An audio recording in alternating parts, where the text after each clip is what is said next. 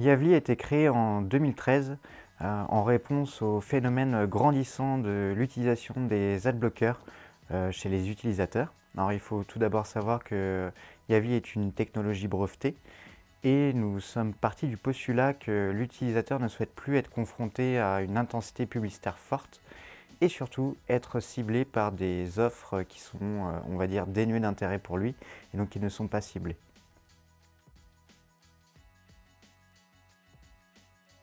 Alors, un adblocker est une solution logicielle, le plus souvent sous forme d'extension de navigateur et qui empêche tout simplement l'affichage publicitaire, mais également ne permet pas aux éditeurs de sites web d'avoir de la data, donc de la donnée sur cette partie de trafic adbloqué.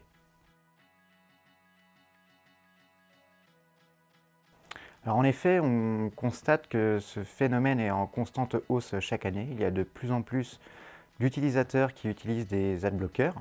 Aujourd'hui, on peut considérer que c'est une personne sur trois en France qui utilise un adblocker.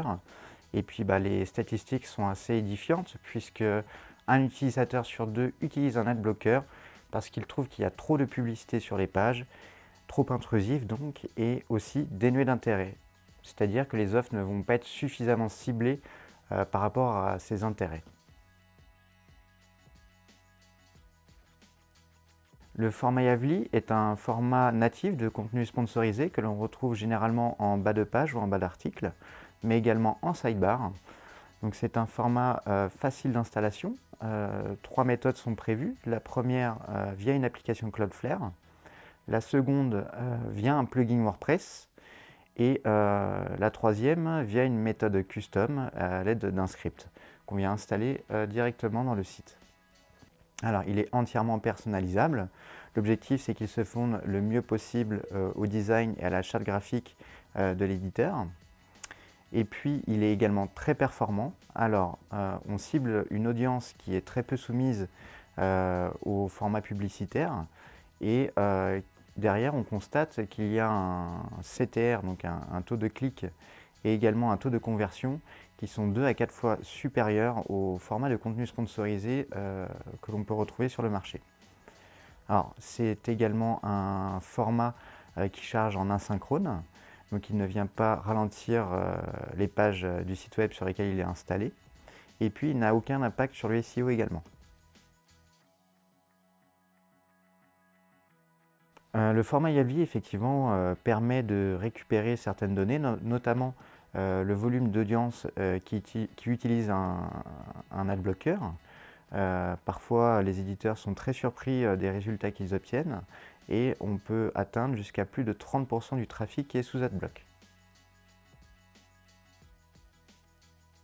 Les solutions alternatives qui existent sur le marché sont de deux types. La première est tout simplement d'empêcher l'accès au site web à l'aide d'un script qui détecte justement l'adblocker et qui invite l'utilisateur à le désactiver. Alors ça peut avoir des effets négatifs. Tout d'abord, l'utilisateur peut très bien décider d'aller chercher le contenu sur un autre site web et donc de ne pas désactiver son adblocker, ce qui peut porter comme risque une perte d'audience pour l'éditeur. Et la seconde, soit par choix ou alors soit par méconnaissance, ne rien faire et laisser les utilisateurs naviguer sur le site web avec leur adblocker. En ce qui concerne la monétisation et les annonceurs chez Yavli, on en distingue deux types. Les premiers, ce sont des média buyers, mais qui achètent des campagnes au CPC chez Yavli. Et d'ailleurs, ils apprécient fortement le trafic Yavli, puisqu'ils peuvent atteindre une cible jusqu'à présent inatteignable. C'est une audience qui est très peu soumise au format publicitaire et ils constatent des taux de clics et de conversion vraiment très élevés. Derrière, on leur offre également différents outils de ciblage. Donc, ils peuvent cibler une audience ou des sites en particulier. Ils peuvent également cibler des devices, que ce soit mobile, desktop et même tablette.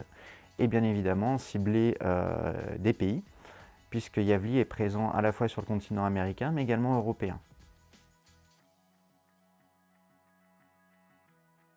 Alors, effectivement, Yavli répond également à certaines dérives que peuvent provoquer les adblockers. Par exemple, on peut constater régulièrement que certains services ou le design de certains sites web bug, tout simplement à cause des filtres que mettent en place les adblockers, puisque grâce à leur extension de navigateur, ils peuvent bloquer tout ou partie des scripts d'un site web. Alors derrière, nous aidons les éditeurs à justement corriger ces petits bugs pour que l'expérience utilisateur soit optimale.